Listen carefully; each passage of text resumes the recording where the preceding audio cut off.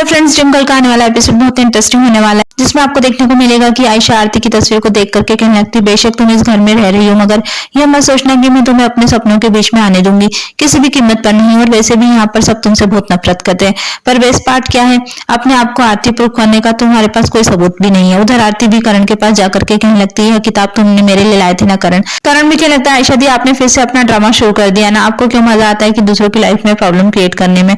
आपको क्या लग रहा है कि आप मुझे यह बुक ला करके दिखाएंगे और मुझे लगेगा कि आप आरती दी है, प्लीज आप जाइए यहाँ से। कहता है कि पता नहीं ये किताब भी आप आरती दी के रूम से चुरा करके लाई हो। तभी आरती की लगती कि करण कोई भी चीज चुरा सकता है लेकिन यादें नहीं चुरा सकता। और उसे बताने लगती कि तुम्हें याद है कि यह बुक ऑनलाइन अवेलेबल नहीं थी। मैंने तुमसे कहा था कि करण मुझे यह किसी भी हाल में चाहिए, तो तुमने इसे मेरे लिए 3 गुना दाम ज्यादा देकर के खरीदा था, सिर्फ मेरे लिए। और मुझे यह भी याद है कि जिस लड़की से तुमने यह बुक ली थी ना, उस लड़की ने मुझे कहा था कि मैं बहुत खुशनसीब जो मुझे तुम्हारे जैसा भाई मिला। करण कहने लगता है, यह क्या कर रही है आप, यह सारी बातें मेरे सिवाय किसी और को नहीं पता। आरती भी कहने लगती कि मैं भी तो यही कह रही हूँ ना करण, अगर यह सारी बातें तुम्हारे और आरती के बीच में हुई तो मुझे कैसे पता। और मुझे वह दिन भी याद है जब तुमने मुझे पहली बार यह एहसास दिलाने की कोशिश की थी कि मैं रघु से प्यार करती हूँ। उससे सारी बात बताने लगती है और कहती कि मेरा यकीन करो करण, मैं ही आरती हूँ। वहां पर मानव आ जाता है और आरती पर चिल्लाने लगता है और कहने लगता है कि आयशा, मैंने तुम्हें मना किया था ना कि तुम अपने कमरे से बाहर मत निकल, और तुम यहाँ पर आ गई। तभी करण मानव को कहने लगता है कि नहीं जीजू, यह आरती दी है, क्योंकि इन्हें वह सारी बातें याद है जो मैंने आरती दी से की थी। लेकिन मानव नहीं मानता है और वहां से गुस्सा होकर के जाने लगता है।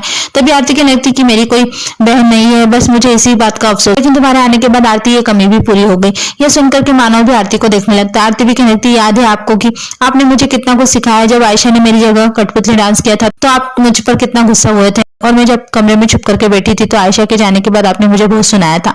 मानव भी वह सब कुछ याद करने लगता है। आरती भी उसे बताने लगती है कि आपने कहा था ना कि अगर मैं अपनी जिंदगी अपने तरीके से जीना चाहती हूँ तो आप मेरा साथ देंगे, और मैंने भी आपसे वादा किया था कि मैं अपनी जिंदगी अपने हिसाब से जी करके बताऊंगी, याद है आपको। और कहती है कि मैं ही हारती हूँ, सिर्फ मैं ही हारती हूँ। ये सुनकर के मानव भी हैरान हो जाता है और कहने लगता है ये तो बहुत बड़ा कंफ्यूजन है, तो ठीक है ये अभी कर करके देख लेते हैं, मगर यह सब होगा कैसे। तभी आरती कहने लगती कि हैंड एक्सपर्ट की मदद से, अगर मैं आयशा हूं ना तो मेरी हैंड राइटिंग भी आयशा की तरह होना चाहिए ना, आरती की तरह नहीं, तो लिखवा करके देख लीजिए। तभी मानव को लगता है ठीक है, आज शाम में मेरा नया डिवोर्स पेपर लेकर आयशा के साइन के लिए आने वाला है, तो यह भी करके देख लेते हैं, तो फैसला हो ही जाएगा। बस शाम को हैंड राइटिंग एक्सपर्ट आ जाता है और आरती सिग्नेचर करने लगती है। सिग्नेचर एक्सपर्ट भी आरती की हैंड राइटिंग को मैच करता है और मानव उसको बताता है कि यह दोनों हैंड राइटिंग मैच हो रही है। तभी आरती कहने लगती है, देखा मैंने आपसे कहा था ना, मैं आयशा हूं ना तो मेरी हैंड राइटिंग आरती से क्यों मिलती है, आप बुलाइए आयशा को, लिखवाइए उससे भी। तभी वहां पर रघु आ जाता है और पूछने लगता है क्या हो रहा है ये सब, मैंने कह दिया ना कि वही आरती है, तो यह सब क्यों कर रहे हैं आप लोग। तभी करण रघु को समझाता है कि आई एम सॉरी रघु, यहाँ पर थोड़ा सा कंफ्यूज, तो हैंड राइटिंग मैच करवा करके साबित हो जाएगा। तभी आयशा वहां पर आ जाता है, कहने लगती करण तुमने मुझे बुलाया। तभी रघु भी वहां पर आयशा से कहने लगता है, अच्छा तुम आ गई, इन लोगों को अभी भी यकीन नहीं कि तुम आरती हो, तुम्हारा हैंड राइटिंग टेस्ट लेना चाहते हैं। ये सुनकर के आयशा कहने लगती है हैंड राइटिंग टेस्ट, और कहती है कि अब यह क्या साबित करना चाहती है। तभी मानो कहता है, आरती तुम्हें कुछ नहीं साबित करना है, साबित इस लड़की को करना है कि जो यह कह रही है ना कि आरती है। तभी आयशा भी रघु से पूछने लगती है कि आप भी यही चाहते कि मैं ये टेस्ट दूं, आपको भी मुझ पर भरोसा नहीं है क्या। रघु कहने लगता है, मुझे तुम पर पूरा भरोसा है, लेकिन मैं चाहता हूँ कि तुम इन लोगों का डाउट क्लियर कर दो, और वह भी आखिरी बार बस। आयशा कहने लगती ठीक है, लेकिन मुझे इस बारे में पता नहीं था, और सुनकर के घबराने लगती अगर घबराहट में मेरी हैंड राइटिंग ठीक से नहीं आई और घबराहट में मेरा हाथ इधर उधर होगा तो। एक्सपर्ट भी कहता है कि आप इसकी चिंता मत कीजिए, हम हैंड राइटिंग के बेसिस पर रिजल्ट नहीं देते, हमारे पास और भी बहुत सारे ऑप्शन। भी आयशा भी घबराने लगती है और नोटपैड पर हैंड राइटिंग लिखने लगती है और लिख करके एक्सपर्ट को दे देती है। एक्सपर्ट भी राइटिंग को चेक करने लगता है और सबको बताता है कि नहीं, ये हैंड राइटिंग उनके साथ नहीं मिलती। सुनकर के आयशा भी घबराने लगती है और कहने लगती, देखा मैंने कहा था ना कि घबराहट में मेरा हाथ ठीक से नहीं चला। हैंड राइटिंग एक्सपर्ट कहने लगता है कि मेरा कहने का मतलब नहीं। आयशा भी कहने लगती तो फिर आपके कहने का क्या मतलब है। एक्सपर्ट कहता है कि मेरा कहने का मतलब है मैडम की हैंड राइटिंग आयशा जी की हैंड राइटिंग से मैच नहीं करती, बल्कि आरती जी की हैंड राइटिंग से मैच करती है। सुनकर के आयशा रिलैक्स हो जाती है और चैन की सांस लेती है, मगर आरती है सुनकर के हैरान हो जाती है। सब सुनने के बाद मानव रघु करण तीनों आरती को घूर करके देखने लगते हैं। आरती सबको कहने लगती है, आपने देखा ना। मानव कहने लगता है कि मुद्दा यह नहीं है कि तुम्हारी हैंड राइटिंग आयशा की हैंड राइटिंग से मैच नहीं करती, मुद्दा यह है कि आरती की हैंड राइटिंग आरती की हैंड राइटिंग से ही मैच करती है। आरती कुछ कहने वाली होती है लेकिन मानव कहता है कि और कुछ सफाई नहीं सुनना, आयशा बहुत हो चुका, बस इनफ, और गुस्से में वहां से चले जाता है। रघु भी आरती को चिल्लाने लगता है कि मतलब कितना आएंगे रोगी तुम आयशा, अगर तुम्हारी जगह और कोई होता ना तो अब तक तो।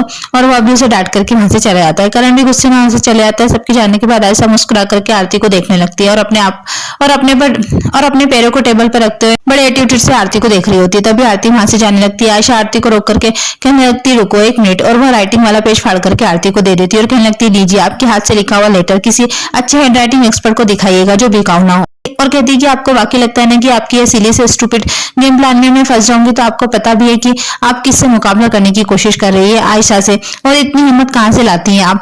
और मैं आपको एक बात फिर से याद दिला दूंगी, आप एक लूजर थी और हैं और हमेशा ही रहेगी। और कहने लगती है कि मैं अब आपको आखिरी बार समझा रही हूँ कि आप मेरे और रघु से दूर रहो। मैं यह बात आपको कितनी बार समझा चुकी हूँ, हम दोनों के बीच में मत पड़ना, वरना मुझसे बुरा कोई नहीं होगा। और फिर हंसते हुए कहने लगती, मुझसे बुरा तो वैसे भी कोई नहीं। और कहती कि जाकर के मर क्यों नहीं जाती, कहीं मेरे नाक में दम करके रख दिया है। उसके बाद आरती अपने कमरे में जाकर के रोने लगती है और परेशान हो जाती है और दुखी होकर के कहने लगती है, वक्त मेरे हाथ से निकलता ही जा रहा है लेकिन कुछ भी नहीं हो पा रहा है और मैं इस अंधेरे में फंसती चली जा रही हूँ, क्या करूँ मैं। तभी आरती की नजर भगवत गीता पर पड़ती है और आरती आयशा की फोटो उठा करके कहने लगती है, यह एक धर्म युद्ध है आयशा, इसके पहले की लड़ाई तुमने जीत ली, लेकिन देखना इस युद्ध के अंत में जीत मेरी होगी। अगर भगवान है ना और मेरी किस्मत में इंसाफ लिखा है ना, तो बहुत जल्द मैं तुम्हें दोषी और खुद को निर्दोष साबित करूंगी। और अपना हाथ भगवत गीता पर रख करके कहने लगती है, आज मैं तुम्हारे खिलाफ अपनी जंग का ऐलान करती हूँ आयशा, सबके सामने तुम्हारा असली चेहरा लाना ही मेरी जंग होगी। अगर मेरे भगवान मुझे मौत के मुंह से खींचकर यहाँ तक ला सकते हैं ना, तो तुम्हारी सच्चाई लाने में भी वो मेरी मदद करेंगे। आज के बाद तुम्हारा हर एक कदम तुम्हारी बर्बादी की ओर लेकर जाएगा तुम्हें। और आज तक मैंने तुम्हें जितना भी प्यार किया है ना, और तुमने मुझे जितना भी दर्द दिया है ना,